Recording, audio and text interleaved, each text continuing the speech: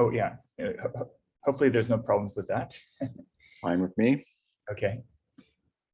All right, welcome. And thank you to everybody for joining us. My name is Dean Lee, and I'm a professor of physics at the Facility for Rare Isotope Beams. This public talk is part of an initiative at the Facility for Rare Isotope Beams called the Advanced Studies Gateway. The primary goal of the Advanced Studies Gateway is to inspire people. We bring together researchers, innovators, creative thinkers, artists, and performers from all fields and strengthen ties between Michigan State University and the community. And today we have the pleasure of presenting a public lecture by Professor Joseph Dwyer on weird lightning, sprites, elves, and other strange things found in our atmosphere. Joseph Dwyer is a professor of physics and department chair of physics and astronomy at the University of New Hampshire. He is also the chair in space sciences at the Space Science Center. He received his PhD in physics from the University of Chicago in 1994, and he was a research scientist at Columbia University and the University of Maryland. He joined the faculty at the Florida Institute of Technology in 2000 and served as department head before moving to the University of New Hampshire in 2014. He has played a leading role in establishing and advancing the field of high-energy atmospheric physics, making important contributions to our understanding of lightning physics, terrestrial gamma-ray flashes, and X-ray emissions from lightning. He received the 2014 Carl Berger Award for his distinguished achievements in scientific research from the International Conference on Lightning Protection and became a fellow of the American Geophysical Union in 2019. His outreach includes articles in Scientific American and appearances in numerous television documentaries and news articles. If you have any questions during the talk, please type them into the chat or the question and answer dialog box. At this time, it is my great pleasure to introduce Professor Joseph Dwyer. Well, thank you very much, Dean. It is a pleasure to be with all of you. I'm always like talking about lightning, so this will be fun. Okay, so let's get started. I think I'm going to get started here. Okay, here we go. So I want to start off by talking about what is lightning. So the talk is largely going to be about lightning. So what the heck is it? Well, lightning is a large electrical discharge. Another way of saying that is a big spark. But unlike a spark that you might get walking across the carpet and touching a doorknob, which might measure in millimeters or a fraction of an inch, lightning can measure in miles. In fact, some of the largest lightning flashes that have been observed travel over 400 miles through storm systems. And so that's a pretty neat trick for something about as wide as your finger. So we're still trying to understand how that happens. The peak current of lightning is typically about 30,000 amps. Some of the larger flashes that have been measured can reach perhaps up to 1 million amps of electrical current. Now, keep in mind, just a fraction of an amp is enough to kill you. And so there's plenty of amps to go around to make it a really bad day if you happen to be struck by lightning. The peak power of lightning. So we're talking about how much energy, the rate that energy is being delivered by lightning. I can't even read what that number is. One with a whole bunch of zeros there. 10, okay. Yeah, I guess that's 10 times 1,000. That's 1 trillion watts, I guess, of electricity are flowing through the lightning channel. So this is the bright part of the lightning. That is the actual power that's being delivered. And that's about the same as 10 billion 100-watt light bulbs all going off at the same time. And so that is a lot of power. Now, let me anticipate a question here. And so people often think, well, why can't we use lightning as an energy source if there's that much power? I mean, 10 billion 100-watt light bulbs, that sounds like a lot of light bulbs. Why can't we just use this to power our homes and everything like that? The problem is that even though there's a lot of power in lightning, it doesn't last very long. So the entire part of the flash that's delivering that much power may last, say, 1/10,000th of a second, or even less, 1/100,000th of a second. And so there's a lot of power, but it doesn't last very long. And so if you actually calculate the amount of energy there, it's not nearly so impressive. And so just as an example, if you can imagine trying to maybe create a lightning farm where you use all the tricks in your tool kit to try to get lightning to strike as many times as possible, and then maybe have a whole bunch of lightning rods, and you somehow try to capture all the power and all the lightning flashes that would hit some very large area that you set up. The most that you can do, if you did all that and somehow managed to capture all the energy, which is, I'm not even sure how you would do that, the most you could power is one 100-watt light bulb continuously throughout the year. And so it's not nearly so impressive when you look at it that way. And the way to think about it is, where does all this energy from lightning come from? It ultimately comes from the sun. The sun warms up the land, evaporates water, warms up the ocean, gets moisture in the air. That moisture in the air is part of the weather, and that moisture in the air gets turned into energy convection, and that powers thunderstorms, which eventually electrify. And you have a lot of stuff going, a lot of processes between that lightning strike and the sun warming up the earth. And so there's a lot of places the energy is lost in between. And so lightning is really not the best way to get energy out of the system. Wish it were, because that would be much easier to get research funding in my field, but unfortunately it's not. Okay, so let's continue on. What is lightning? So lightning, these large currents that lightning carries, I mentioned typical current in a lightning strike, when a strike hits the ground, is about 30,000 amps. So when you have that much electricity flowing through air, that delivers a lot of energy, and that heats up the air. And so that hot conductive channel, which is about as wide as your finger, reaches a very high temperature because the current flowing through it warms it up, just like the filament in the light bulb. And that temperature in the channel, if you measure it, reaches about 50,000 degrees Fahrenheit, which is about 5 times hotter than the surface of the sun. So that's why lightning is so bright. There's just so much energy being delivered. The channel gets so hot, becomes incandescent, and becomes very bright. In fact, if you're ever lucky or unfortunate enough to be near close to a nearby lightning strike, the light from the lightning will be one of the brightest lights you'll ever see in your life. It is really literally blinding. So not only does the channel, when it heats up, it produces a lot of light, it also, the high temperature causes the air to rapidly expand. So if you warm up air, increase the temperature, the air will expand. And this is delivered in a fraction of a second, in fact, a millionth of a second or so. The air is rapidly heated up, and it expands very quickly and actually forms a shock wave. And that rapidly expanding air in the channel is what makes the thunder that we hear. And so it's the large currents heating up the channel, causing the air to expand, that makes the thunder. Now, this all happens at once at the channel, but because light travels so much faster than sound, we will see the light, from our point of view, almost instantaneously. But it takes a while for the sound to travel perhaps the few miles that the lightning strikes away. So the thunder follows. And that's why the thunder is always coming after the flash, especially the farther away you are. Okay, so that's sort of what lightning is. So where does it happen? Well, okay, thunderstorms make lightning. There are other places lightning's made as well, but most lightning's made inside thunderstorms. Most lightning starts inside thunderstorms, and actually most lightning never leaves thunderstorms. And so let me sort of explain how this works. So when you get a thunderstorm, thunderstorms have powerful updrafts, and thunderstorms can actually extend many miles up into the atmosphere when they have powerful updrafts.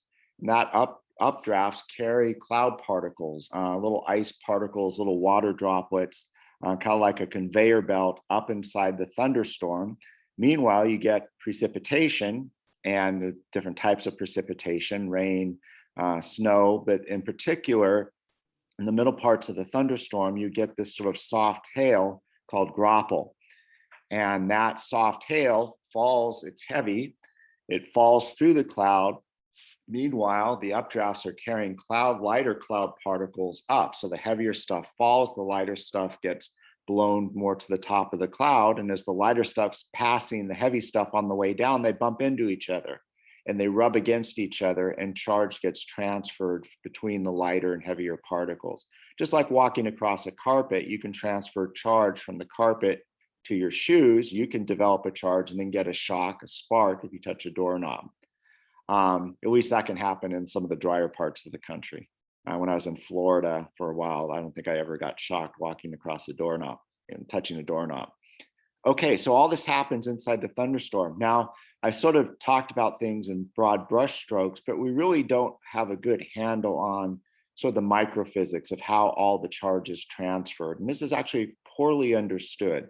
We know this is the basic picture. We know that graupel's involved. We know updrafts are involved. We know that little ice crystals are involved, but the details really are not worked out, how charge is transferred inside a thunderstorm, how they're electrified. We can see from observations that when all this happens, most thunderstorms produce 3 charge layers. This is called the tripole structure of the thunderstorm. And most of the positive charge is carried by the lighter particles, which get blown to the top of the thunderstorm. So the top of the thunderstorm tends to charge positive.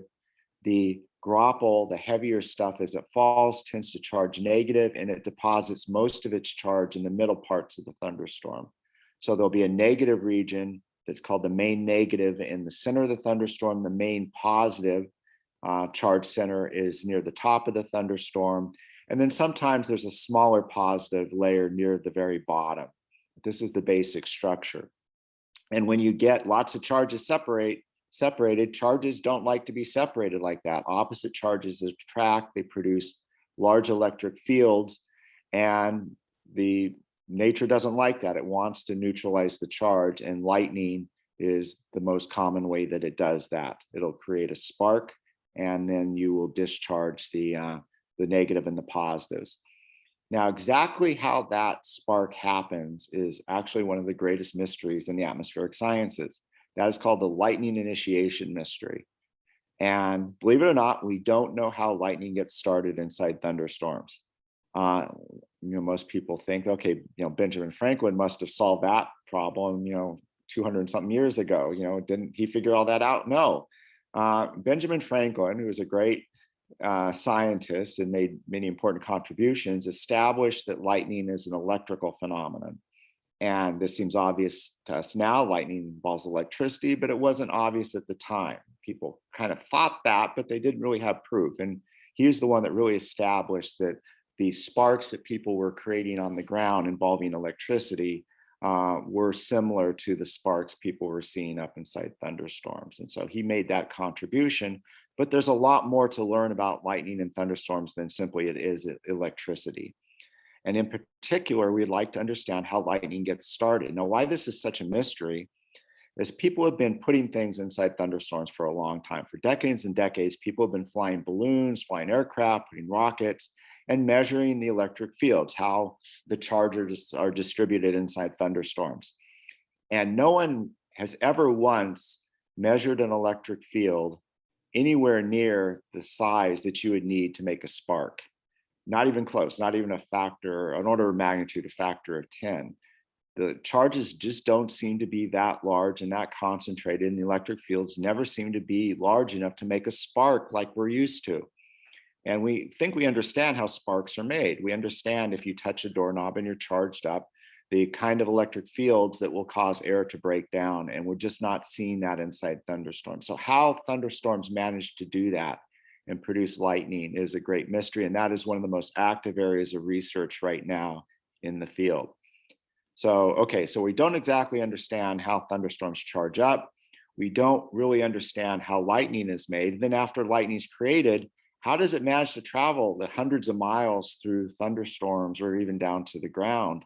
It somehow manages to break down the air in front of it, make it a conductor, and then carry that current through the channel in a way that we really don't understand very well. We don't understand the details of how lightning propagates. In fact, our understanding is so poor, it's hard to even draw a picture of what we think is going on in front of the lightning channel. We don't even have a good enough understanding to draw a good diagram of the processes that are going on. So that's another mystery about lightning. Another mystery is, okay, most of the lightning never leaves the thunderstorm. 2/3 stay inside, but a third of it will come down to the ground and strike the ground, sometimes hurting people and damaging property. We don't understand exactly how lightning strikes objects. Why does it strike one object, not another? It's a very complicated process and involves a lot of discharges forming off of structures and sparks trying to meet each other. And it's complicated, and we still haven't worked out the details of how all that happens. And so we're still not understanding how it gets started, how it moves, and why it strikes one thing and not the other. So basically the take home is we have a lot to learn about lightning, even though it's very common and happens just right over our heads. And I mean, it's something I like to remind people of is we probably understand how the insides of stars halfway across the universe work. We understand more about the insides of stars than we do about the insides of thunderstorms and lightning, even though lightning's just right over our heads. Okay, so 2/3 of lightning never leaves the cloud. It just stays inside. And that's where most of the charge is anyway. And so when there's a thunderstorm overhead and you're thinking, oh, I haven't seen any lightning yet, I might be okay. Well, there actually could be quite a lot of lightning going on inside the thunderstorm. It just hasn't managed to send down the first one down to the ground. And the lightning that comes down to the ground is basically the same thing that's up inside the thunderstorm. It just went to a different place. It decided to come down and take advantage of the charge below the thunderstorm rather than going between charges inside the thunderstorm. You can also have lightning that goes between clouds. That's cloud to cloud. And the stuff to the ground is cloud to ground. Okay. So that's sort of in a nutshell, sort of the things that lightning does, some of the things we understand about, we don't understand about it. Lightning can also do some really weird stuff, and that's what I want to talk about now. So some of the fun stuff that lightning does, at least I think it's fun. Okay, let me start with this one. This was a photograph taken by a friend of mine, Steve Kummer from Duke University. And this is a large electrical discharge above a thunderstorm called a Sprite.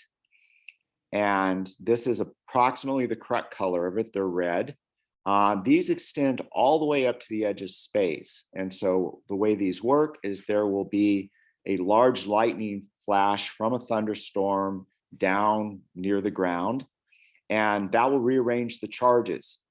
And that will reduce the electric fields, rearrange the charges in the thunderstorm. But electrical fields are kind of like if you have a bump in a carpet. If you step in it at one place, you can get rid of the bump in the carpet there, but then the bump will pop up someplace else. And so you end up producing a large electric field high above the thunderstorm near the edge of space, and you produce the secondary discharge called a Sprite. And this is what it looks like. And these last about 1,000th of a second. They're very brief, but they're bright enough to be seen by the human eye. In fact, they were seen many years before they were discovered by airline pilots and so on. And just to give you an idea how big this thing is. So this is how a Sprite would look compared to the size of the full moon seen from one side of the state of Kansas to the other. So if you were this is the long way across Kansas. So if you were in one edge, one border, state border of boundary of Kansas at one end, and there's a thunderstorm at the other end of Kansas and a Sprite went off, this is how big it would look in the sky. And keep in mind, these are bright enough to see by the human eye. These were discovered late 80s, early 90s. And it blows me away. How could we miss something this big and this impressive and this cool right over our heads for so long and not just discover, just a few decades ago, discover this? And so it makes you wonder, what else are we missing up there if we could miss this for so long? And well, it turns out there's a lot of other things up there. In fact, there's a whole zoo of things up above thunderstorms. And so this is sort of my exhibit A for weird lightning. Lightning can do some really weird things. These are called transient luminous events. Sprites are one of them. And I've got an example. If you can see my cursor here. This is an artist's drawing of a sprites and other things. So here's the Sprite here, looking red and with all these tendrils like a giant jellyfish. And you can see the scales here This is in kilometers. So for the non-scientists, a kilometer is about 2/3 of a mile. And this is going up in the atmosphere. So right at the edge of space is right up in here. That's 100 kilometers there. I mean, in fact, yeah, this, a lot of people would consider this outer space here, but there actually still is atmosphere up there. And so not only do you have sprites, but you have all these other things as well. So sprites are often accompanied by these diffuse glows called halos. And here's the elves I mentioned in the title. So these elves are rapidly expanding rings of light, almost like the halo of an angel. And these rapidly expand out, actually faster than the speed of light. And really cool, really neat. There are other things too. These are jets, blue jets that shoot up from the thunderstorm, and even bigger ones were discovered about 20 years ago called gigantic jets. So these gigantic jets are sort of the upward version of cloud to ground lightning. So remember, most lightning doesn't leave the cloud, but sometimes they'll decide to take a walk and go downstairs to the ground. It can also every once in a while decide to go up. And so the ionosphere is way up here. The ionosphere is a conductive layer, just kind of like the ground is a conductive layer. And sometimes lightning will decide to go up instead of down. And this is what it looks like when it goes up. And so it produces this sort of big diffuse blue thing that will reach all the way up to the edge of space, to the ionosphere. So that's another kind of weird thing that lightning does. And there's also other things like pixies, which are lights that dance around the tops of thunderstorms. And there's a few others in the list too, trolls and all kinds of fun stuff. So you clearly see scientists have had some fun with the naming conventions of these things. Okay, so let's move on. So these are just things that are happening right above our heads at the tops of thunderstorms in the upper atmosphere. There's other cool things that lightning does. This is volcanic lightning. There's lots. So volcanoes produce the ash that comes up, the plume that comes up out of the volcano. This is a lot of warm air, and these will actually produce thunderstorms. So the updrafts, the heat the moisture that's being deposited in the atmosphere will produce thunderstorms above and part of the plume that's coming up, and that will produce lightning. But also, just as all this stuff is leaving the vent, it will come out charged and can produce lots of lightning. And so this is a real photograph of lightning being produced by a volcano, and this is actually quite common. You'll see this sometimes. Someone will come up with a new photograph of lightning around volcanoes. But the mechanism here is pretty similar to what's going on with conventional thunderstorms. In fact, you can think of all this stuff coming out of the volcano as just kind of like a big dirty thunderstorm that charges up and produces the lightning. And so of course I had to add, if the volcano doesn't get you, the lightning will. Okay, another cool thing that lightning does, sort of on my list, is spider lightning. Okay, this one's not such a mystery or that weird. It's just normal lightning propagating on the underside of a cloud, so you can see it really well, but I like the name and it looks really cool, so I added it to my list. And so spider lightning, if you've ever seen this, it's actually very spectacular. So lightning travels very fast. Normally it's so fast that you cannot perceive the motion, but spider lightning can travel for many miles. And if you see it start sort of one end of the sky and then travel to the other end, you can just perceive the motion. And so you see all these tendrils propagating out from one side of the sky to the other and forking and branching. And it's quite spectacular. This is just normal lightning. This is how lightning propagates. It's just doing it in a way that's sort of clear. You can see it clearly and you can see the propagation. So there was a question from Rahul Jain. Okay. He asked, did you say the halo travels faster than the speed of light? Can you please elaborate? Oh, sure. Yeah, that is not the halo, it's the elf that travels faster than the speed of light. So yes, so this is the elf here, and it's a ring of light that expands out as a ring, and it actually propagates out faster than light. Now, for those of you that like relativity and Albert Einstein, you may excuse me, I thought nothing can travel faster than the speed of light. Information cannot travel faster than the speed of light, but there's no reason, there's no law of physics that you cannot have a ring of light traveling faster than the speed of light. So how this actually works is, okay, down here at the bottom, you get a very large lightning discharge. And this produces an electromagnetic pulse, EMP. Okay, and this is just basically a big electric field that then that field propagates out in a sphere at the speed of light. And so the radio, think of it as radio waves, propagate out from the lightning at the speed of light. And as that front cuts across the ionosphere, the place that it cuts across actually expands out faster than light does. That doesn't mean there's any information or anything physically traveling faster than the speed of light. That's just the point that the EMP hits the ionosphere, travels faster than light. So it's a bit like when you take a flashlight and go against the wall very far away, you can make the image look like it's going faster than the speed of light by turning your flashlight quickly. Exactly, same kind of thing. So that no photons are traveling faster than light, but you can certainly make the spot move from one location to the other faster than light can propagate. So yes, exactly.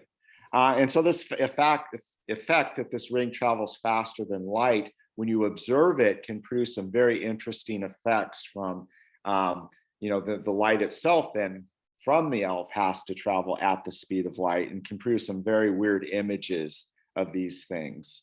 And so they're quite fascinating objects. Okay, so if I've answered that, bolt from the blue. Okay, this one is something that should concern everyone. And so this is lightning that can travel quite far away from the thunderstorm. So just to make it interesting, suppose that you decide to go out for a walk. It's a bright sunny day, birds are singing, flowers are blooming, lovely day. You walk outside, blue sky as far as you can see. You take a deep breath, you're dead. So what just happened? So way over there, past the trees over there, far away that you couldn't see, there was a thunderstorm that is producing lightning. And that thunderstorm happened to produce a lightning flash that shot out the side, went through blue sky, then decided to come down, hit you in the head. Few things will kill you faster than lightning. And so I'm showing this is exactly the wrong place to be standing, right there. And you can see an example of a bolt from the blue traveling long distances through clear air. If you looked overhead right here, you'd see nothing but stars. And so you wouldn't necessarily, if this was behind some trees or something, you might not even know there was a thunderstorm nearby. So it's a good idea to pay attention to the weather. So that's a bolt from the blue. It comes out of blue sky. It's still normal lightning. It's still produced by a thunderstorm, but it was just lightning that went out of its normal path and came down a distance away.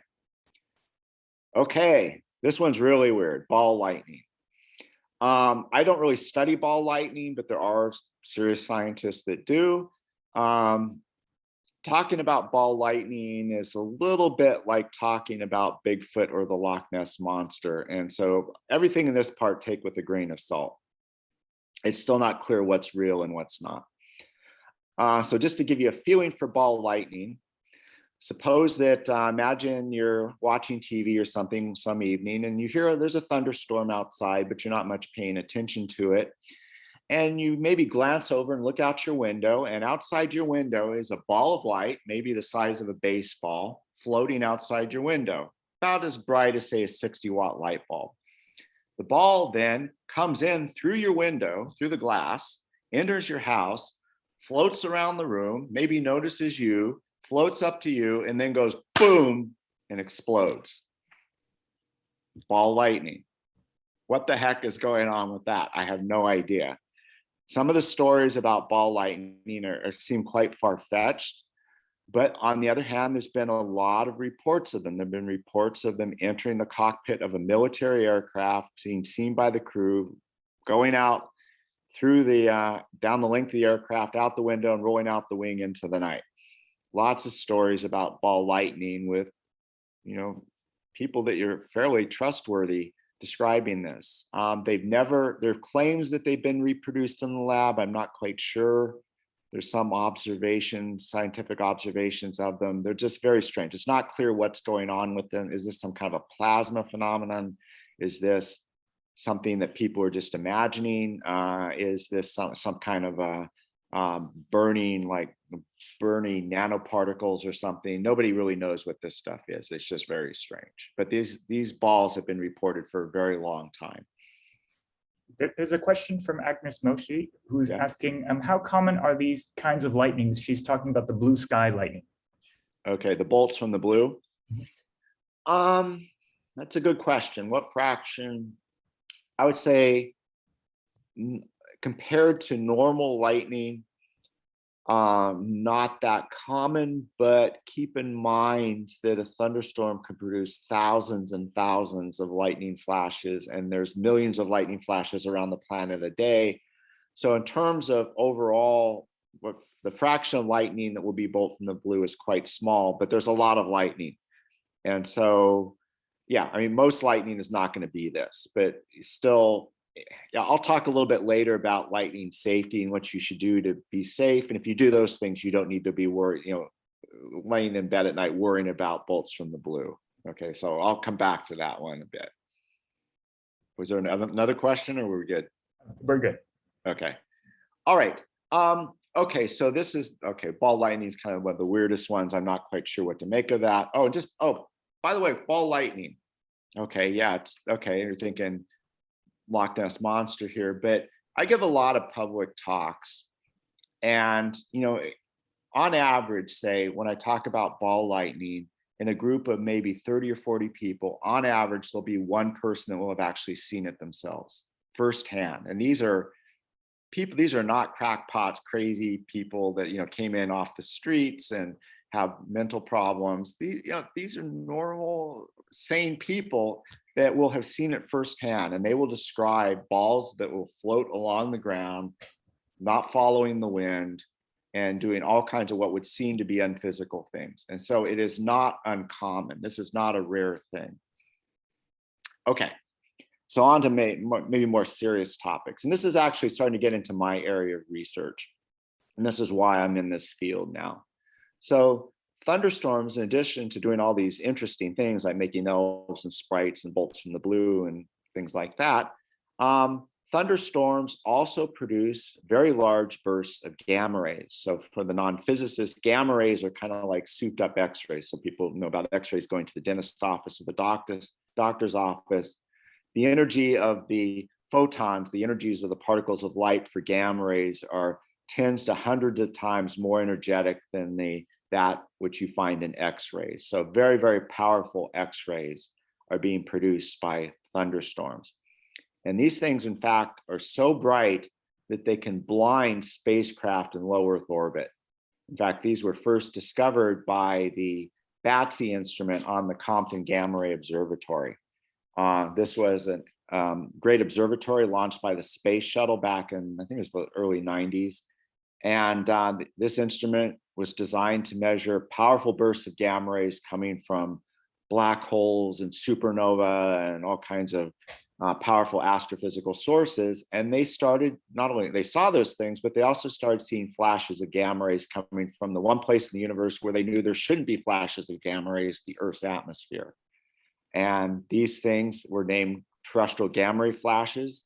They last about roughly 1,000th of a second. They're extremely powerful, and they're still kind of a mystery.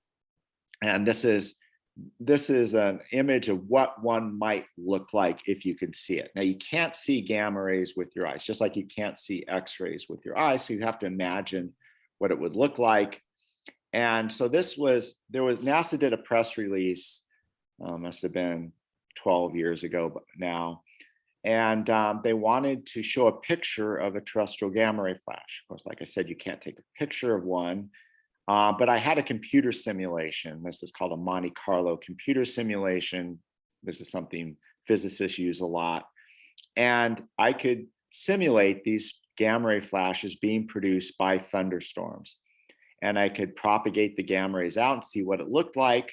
And so I made this picture here of the gamma rays coming out. So all the pink shows the gamma rays from this computer simulation. This is fairly realistic. This is a real code that has all the physics in it. And ignore the yellow, green things. There's actually electrons and positrons being produced the same event, but if we just focus on the gamma rays. And so I made this image, and I got a little sense of art here. I made it I kind of was trying to make it look nice for this press release. And so I got to pick the color, right? You know, the gamma rays don't have a color, so you can decide what, you can make them whatever color you want when you're doing a picture. So I made it this like deep burning red, like lava coming out. It looks so cool. And then I send it into NASA, the press people, and they say, that looks very nice, but we're sorry, gamma rays are pink. And it's like, what? You know, gamma rays don't have a color, but apparently there is an official gamma ray color of NASA, and that's it, pink. And so that's why this looks like a pink flower. And the irony here is I've gotten more mileage out of this pink flower than just about anything I've ever done. It's like appears all over the place. And people use it all the time. And so anyway, this is one of the best things I've ever done. Okay, so that's how are gamma rays produced by thunderstorms? That's an active area of research. We still don't understand all the physics. That's one of the main things I do by doing computer simulations. Spacecraft are still measuring these as we speak today. And we're still trying to understand how thunderstorms manage to make so many high energy particles in the atmosphere. So lots of mysteries about lightning, these high energy processes, how lightning gets started, how it moves. So how do we make progress on this? And one way that we do this is by using triggered lightning. So this is I'm talking about rocket triggered lightning now. So this was research I did a few years back with the University of Florida, with Martin Newman and others at the University of Florida.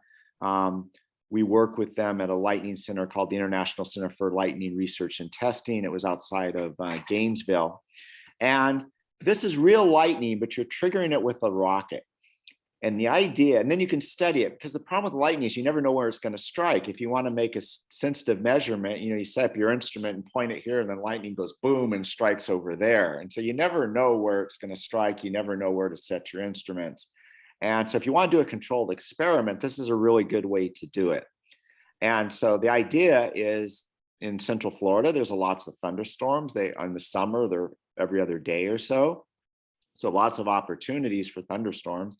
And if lightning's going to strike anyway, you say, okay, why don't you go and strike here now? And you launch a rocket. These are like glorified model rockets. They stand maybe a meter tall, and they have a spool of Kevlar-coated copper wire behind it.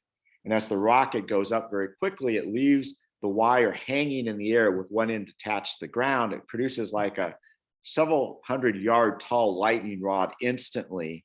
That will make an upward spark off the end that will then find the thunderstorm for you, and the lightning will follow that channel back down and strike the launcher.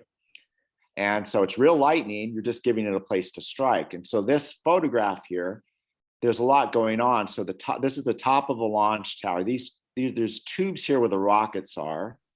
This bright sort of green thing is not the lightning, that's actually the copper wire vaporizing. The currents become so large that the wire explodes, and then the lightning follows back down.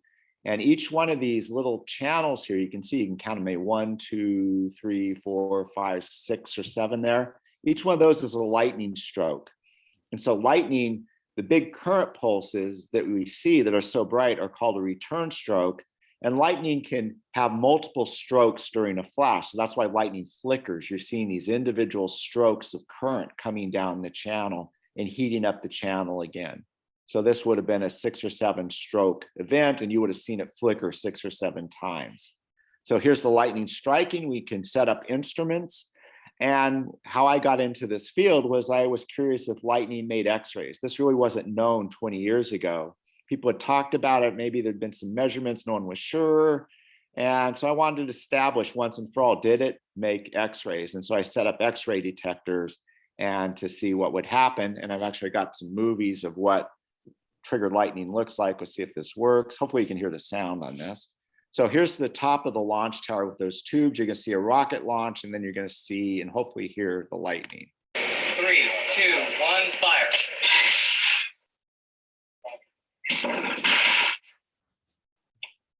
Could you hear that? Okay, cool. And so you see, okay, there are multiple strokes here. You hear bat, bat, bat, bat. Each one of those was a stroke of current that was maybe 10 or 20,000 amps. So let me show this in slow motion. 3, 2, one more time. Fire. Okay, that was normal speed. And then when we do slow motion, same thing, slow motion.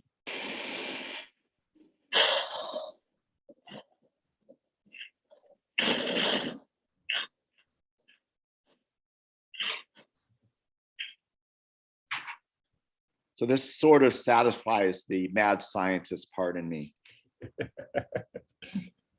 Wave your hands in the air and go, ah, ha, ha, ha, ha, ha. Maniacal laugh when we do that.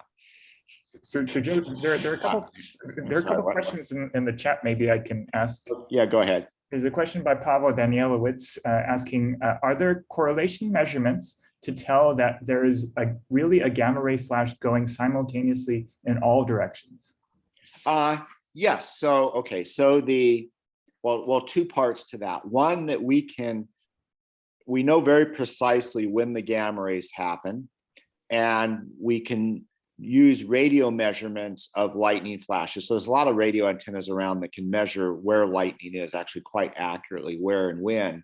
And so we can follow the gamma rays back and see that, yes, there was a lightning flash right at that time that the gamma rays came off. And we can see actually what part of the flash this happened. This happened right at the beginning, just as the lightning was forming and starting to propagate, which is interesting because, like I said, we really don't understand how lightning gets started. And these gamma ray flashes are happening right there where all the action is.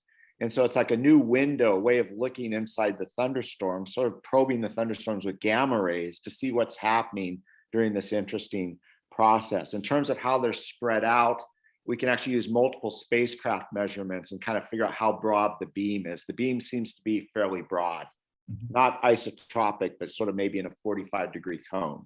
Okay, thank you. There's also a question by Brendan Lamp. He's asking, this is a little unrelated, but how can lightning produce antimatter such as positrons? Okay, yeah. So yes, so it turns out that during these terrestrial gamma ray flashes, a lot of positrons are created. Now, this is the antimatter version of the electron. This sounds like Star Trek kind of stuff, but gamma rays, when they move through the atmosphere, their favorite way to interact with air is to make electrons and positrons. It's called pair production. And when you get gamma rays this energetic, that's what they mostly do when they go through air. So a gamma ray will pass very close to the nucleus of an atom in air, and the gamma ray will cease to exist. And in its place, you'll create an electron and a positron. And those positrons can go off on their merry way and do their own things. And these positrons have been measured in space. So if I can can I get back here without starting this again? Okay, so as these gamma rays are propagating up and out of the atmosphere, when you're down about 40 or 50 kilometers up, there's still enough atmosphere for the gamma rays to interact with, but not so much to stop the positrons and electrons. So all these secondary electrons and positrons from the pair production form a beam that zips right out into space. And this beam is called an electron-positron beam. And this can be seen thousands of miles away. And these are spacecraft like the Fermi spacecraft have seen these. They've been hit by these, and all their detectors light up with the 511 positron line from all the positrons hitting them. So and we can also measure the positrons directly inside thunderstorms. They seem to be actually playing some role in the thunderstorm and the discharge process. So, I mean, it's kind of bizarre that positrons are playing some role in thunderstorm dynamics. It's really unexpected. Was there another question? Nope, that seems to be it. Okay, so this is triggered lightning, and of course I have a little joke here. 3, 2, 1, fire. Get past this. It keeps the turning on the movie. I don't want to do that. There we go. So we actually have another method of triggering lightning. We call this the student method. Not a real picture. Okay, so what do we find? So I set up these X-ray detectors next to triggered lightning. We triggered lightning, and sure enough, we saw lots and lots of X-rays coming out of the lightning. And when I first did this, I thought this is just too easy. These are not little signals. These are like blind, saturate your detectors, big kind of X-ray pulses coming out of lightning. I thought, like, this is too easy. And so we did it again with the triggered lightning. The neat thing about triggered lightning is this becomes a controlled experiment. You can just repeat it and you can change the setup. And we did this all summer long. And by the end of the summer, we had established that X-ray production is a common thing that lightning does. Lightning makes X-rays, lots of them. These are kind of sort of CT scan kind of energy X-rays. So these are would be considered hard X-rays that are produced by lightning. And so when we did this back in the like around 2003, Scientific American became interested, and I wrote an article, and this is what an artist did to capture sort of what it would look like if you're out decided for some reason to go play golf in Tampa, Florida, and there happened to be a thunderstorm. So they title it "Bolt Out of the Blue." They get to pick the titles when you write an article. And so if lightning, struck behind the golfer, you would get illuminated by X-rays, just like if you were having a chest X-ray or something.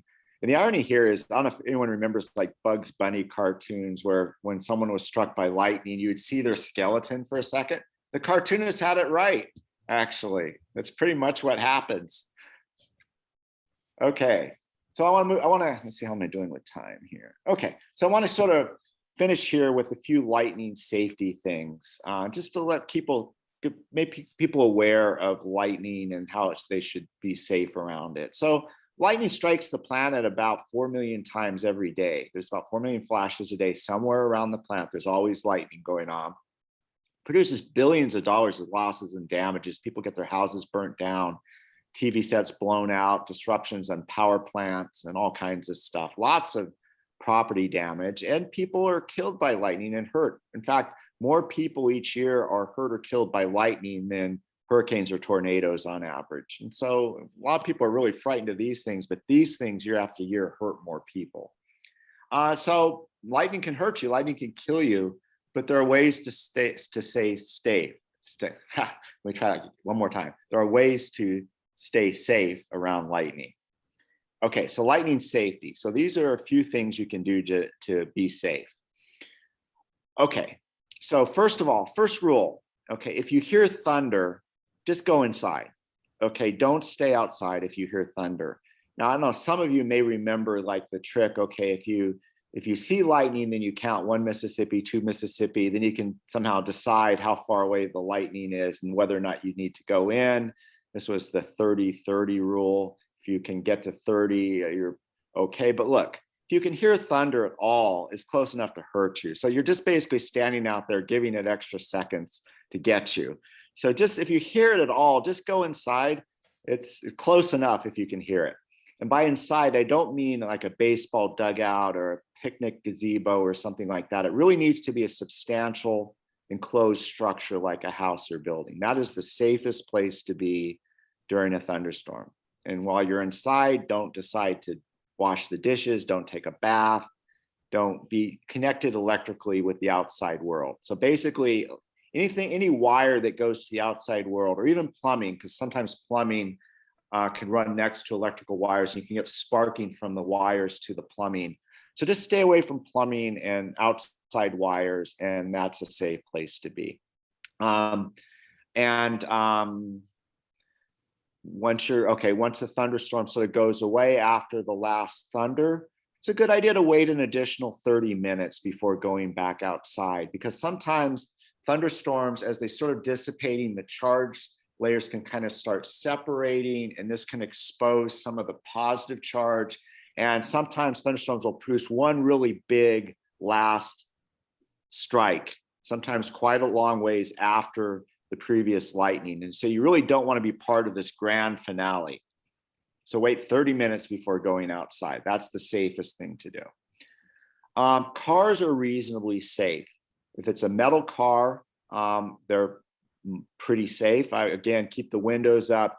Try not to touch anything that's metal if you can. And this is a photograph I pulled off the web of a car being struck by lightning. I don't know if you can see it here. It's quite spectacular, but the car just kept going and the driver kept going. And so don't know what they were thinking, but so you're probably safe in a car as long as it has a metal roof. There are a couple, Um, there are a go couple ahead. questions here. So Richard Weingartner asks, what about using cell phones? Yes, I mean, cell phones are, yeah, as long as you're inside, cell phones are not going to attract lightning. It's an entirely different thing. How good an idea cell phones, if you're eating dinner, put the cell phone down. Your family probably wants to enjoy your company. So in terms of lightning, no, it doesn't matter. If it's a phone, a cordless phone is fine. But if it's, and do they even make these phones that actually have a wire that goes to the wall anymore? I don't even know if you can buy one of those anymore. So anything that's connected electrically with a physical wire to the wall, stay away from it. There's a question by Moshe Guy asking any suggestions for safety on a sailing boat? Well, I don't have a lot of experience with boats. A lot of boats they'll have lighting protection systems on it, wire running down the mast. And if you're in, you obviously don't want to be out exposed during a thunderstorm. I think the best advice is pay attention to the weather and don't go out if there's a thunderstorm. That's the best thing. And then the details depend upon the boat, I suppose. Okay, any others? That looks to be it. Okay, so next one, don't be a tree. Okay, so you don't want to be the tallest thing around. So if you're, standing up in a field, you're the tallest thing around. Again, think of fingers approaching doorknobs. Think of, lightning rods. You don't want to be the tallest thing around for lightning to strike. And you also don't want to be part of something that's the tallest thing around. So this, unfortunately, a lot of people are hurt and killed standing next to trees during thunderstorms, taking shelter next to a tree. This is extremely dangerous. Trees are commonly struck by lightning. And this photograph, this is sort of is an artist's idea of what the currents look like. But as the lightning strikes the tree, it is messy. There are sparks flying everywhere off the branches. There's currents flowing through the ground. You can get seriously hurt or killed standing next to a tree during a thunderstorm. So don't ever do that. That is one of the most dangerous places you can be. Unfortunately, that's where people often go to take shelter. Okay, well, you think, okay, I don't want to be a lightning rod. I don't want to be trees. So how about I'll do the complete opposite and I'll lie flat on the ground. That's also bad, because when lightning strikes the ground, the currents tend to flow over the surface. And if you're lying on the ground, the currents will also flow through you. This is actually one reason that cattle are very susceptible to being killed by lightning, is their legs are a long ways apart and the current will go up one set of legs through their heart and down the other set and then kill them. And so you really don't want to be part of that electrical circuit. There are ways that you can, if you're stuck outside, there are ways to positions where you can be safer, but really just the best thing is to go inside and pay attention to the weather. And if there's going to be a thunderstorm in the area, don't go out, don't go hiking. If you hear thunder, just go inside. Okay, so there's really no safe place outside during the thunderstorm, so pay attention to the weather. Let me just sort of wrap things up here. So lightning is still kind of a mystery. It's very common, but we really don't have detailed explanations for everything that lightning does. So there's a lot of interesting questions still open with lightning.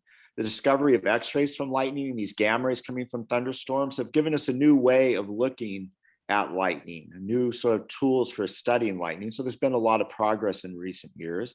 Lightning does also a lot of really weird things that I mentioned, a few of them, these sprites and elves and jets and TGFs and all that stuff, gamma rays from lightning.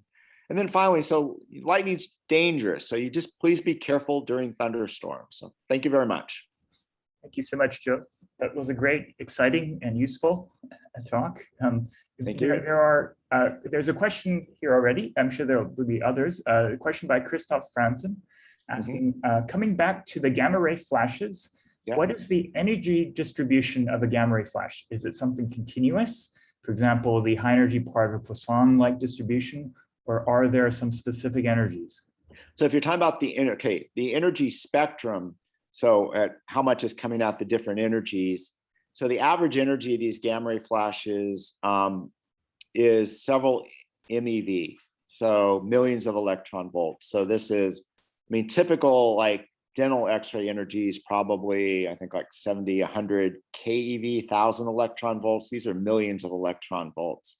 So the way that they're produced is there are strong electric fields that accelerate electrons up to almost the speed of light. These are called runaway electrons. And the average energy of a runaway electron is 7 MeV. The spectrum of the electrons is exponential with the 7 MeV rollover. The gamma rays, I'm getting a little bit technical here. The gamma rays are made by Bremsstrahlung of the electrons hitting air atoms. And so the Bremsstrahlung spectrum is a 1/E spectrum with an exponential rollover. So very technical for kind of a steep straight line spectrum that then rolls over once you get into the MEV. Thanks. Right, so there are 3 other comments and questions. So there's one from Bill Robinson, who is, okay, so Bill writes, I got my PhD studying ball lightning. Dean, who is me, was on my committee. Thanks for mentioning it. That is ball lightning. Okay. It's real and completely mysterious. Lots of people claim to understand it. So okay, I didn't mean to say that I didn't mean to actually lump it in with Loch Ness Monster and Bigfoot, but there's certainly, okay, let me say something. I think most lightning scientists agree that ball lightning is a real phenomenon, that there really is something there. The problem with it is there's a lot of other stuff that's thrown in that's not real, that is claimed to be ball lightning, that has probably unphysical behavior. And a problem is sorting out the stuff that's not real from the stuff that's real. But I think if you take away all the crazy stuff, there really is an interesting phenomenon there. Ball lightning. Cool. Thanks. There's a comment by Agnes Moshe who says this was a super cool and informative presentation. Thank you. You mentioned not to take a bath during a thunderstorm, but wouldn't we be shielded by the building's lightning protection like in a skyscraper? Yes. Okay. So the idea, the way that a building protects you is it makes what's called a Faraday cage. So when you have a lot of metal around you, currents prefer to flow around the surface of conductors and not through the middle. And there's lots of wiring in the walls. And so the lightning tends to flow around the outside wiring. However, the house is not a perfect Faraday cage. There are currents that can get in, especially if you have a conductive pathway. And so if you have electrical wiring that's coming in, there could be currents that propagate in. Now, keep in mind, the current, a big lightning strike, the currents that's flowing around the outside could be 100,000 amps. And it only takes a little bit of that to hurt you. And so just even a little bit is leaking in, that could even kill you. And so one way that it can come in is through electrical appliances. If you have something plugged in and you're doing your mixer or something, making cookies or something during a thunderstorm, you have a direct electrical pathway between the outside and you. And so you can get hurt. And a bath, okay, there's metal piping and it's going through the walls, like I said. Now, the pipes may not be directly connected to the outside, but there could be wiring that is running next to it. And the voltages are so large that you can get sparking across different things between the wiring and the pipes. And so the pipes can become energized and you could get hurt if you're in the water connected to those pipes. All right, there are a few other comments. So 2 comments from Richard Weingartner. What about heat lightning? Growing up, when we saw lightning in clouds, but there wasn't a storm or raining, and it was a hot summer day, we were told it was just heat lightning and almost implying it wasn't as dangerous and we didn't need to be concerned.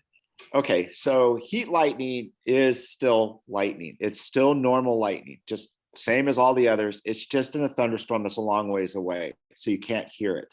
Most heat lightning is generally intra-cloud lightning, so the cloud is lighting up.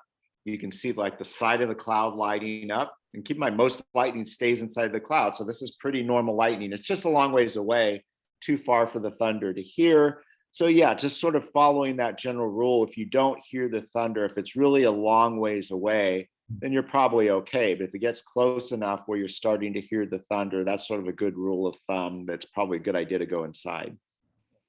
It's very useful to know. The second comment from Richard is, you mentioned that the width of the channel is usually about around the width of the finger. Any knowledge about why it's not larger, like several inches or more? Okay, it's very difficult actually to determine the size of the channel. Lightning is so bright, it will tend to saturate any photograph you take. I mean, what it comes down to is actually, there's a study where lightning, they put up a screen and had lightning burn a hole through the size, and how big was the hole in the screen that the lightning went through. And, you get something, like, a centimeter across or something. You can get sort of a sense of it with the triggered lightning photographs. You can kind of get a sense that this is a narrow channel. It's actually complicated how, air is normally not a good conductor. And so the reason it becomes a good conductor is it gets so hot. And the reason it's hot is there's a lot of current flowing through, but the current will tend to flow through the areas that are good conductors. So it's this complicated interplay between heating the channel and having the current flowing through it. And just the optimal way that nature does it is, if it was too wide, it would be difficult to heat such a wide channel to keep it hot enough to have the current flow. So it tends to focus more in on narrow channels where it can keep it hot. And then that's where the current tends to flow. Thank you, Joe. There's a question by Moshe Guy. What do you recommend for the dimensions of a lightning rod for a typical house? Okay, so I am absolutely not an expert on lightning rod designs. I will say that lightning rods are generally a good idea, especially someplace where you have a lot of lightning. Florida certainly is a good place to have lightning rods. There are guidelines for installing lightning rods. There are people that, you need to find an electrical engineer, somebody that has experience, that knows how to do this. And there's some art to it as well, doing this. There are standard designs for lightning rods that are quite successful. I would not try to reinvent one, and I would listen to an expert, because there's a lot of subtleties in how to do these things. You need them close enough together. The wires that go down to the ground, you got to be careful and not have bends and things that would cause sparking to other things. And so there's a lot involved in putting these things in, and I would not pretend to be an expert on any of that. Okay, we'll take one last question. This is from somebody with the initials ARS. This is a very fascinating topic to learn about. Thank you for this information. I was curious. I had a former boss who said he was struck by lightning 3 times. Is there research on how lightning impacts the body and why some people die and others do not? And or is there a reason some people can be hit by lightning more than once? Or was my former boss just pulling my leg? Okay. So let me take, there's several pieces to that. Okay, first of all, so if lightning can carry on average 30,000 amps, a fraction amp will kill you. How can people possibly survive a lightning strike? Well, the reason for that is that not all of that current flows through your body. So as the current starts ramping up, okay, remember Ohm's law. And so your body has resistance. And if you start pushing a current through a resistor, the voltage rises. And so as the current starts ramping up, the voltage between your feet and your head starts increasing to where it can reach millions of volts. And then you start sparking across the surface of your body. And so air just cannot withstand such large electric fields. And so you just flash over and you spark all over your body. And then the current starts flowing over the outside. So during lightning strikes, when someone's directly hit, most of the current flows over the surface of their bodies and not through it. Now, some does, and so people's hearts can stop. They can stop breathing after a lightning strike. After the strike's over, they're safe to, people cannot shock you after they've been struck by lightning, if we're just talking about lightning. And so certainly CPR and things like that are important. But it's because the currents flow over the body and can cause burns and things like that over the surface. But that's why people can survive, assuming there's someone there to do CPR or something like that. In terms of how someone can be struck 3 times, okay, I guess behavior plays a role in that. Luck certainly plays a role in that. I mean, if you like playing golf in Florida during July, regardless of whether there's a thunderstorm, your odds of being struck are certainly larger than if you chose to stay inside the entire time. And I mean, there are documented cases of people being struck multiple times, people that are outside a lot in places with lots of lightning and dangerous areas. You're increasing your odds considerably, but there's certainly some bad luck involved as well. Hannah, did I answer all of them? Yeah, that was everything. Well, there was the question whether the former boss was pulling his leg, but hard to say, not necessarily. Yeah. Okay. Well, thank you so much, Joe. This was really great fun, very informative and exciting. So thank you to everybody for coming. If you would like to hang around and ask questions to Joe in private for a few minutes, feel free to do so. Otherwise, thanks for coming and see you next time.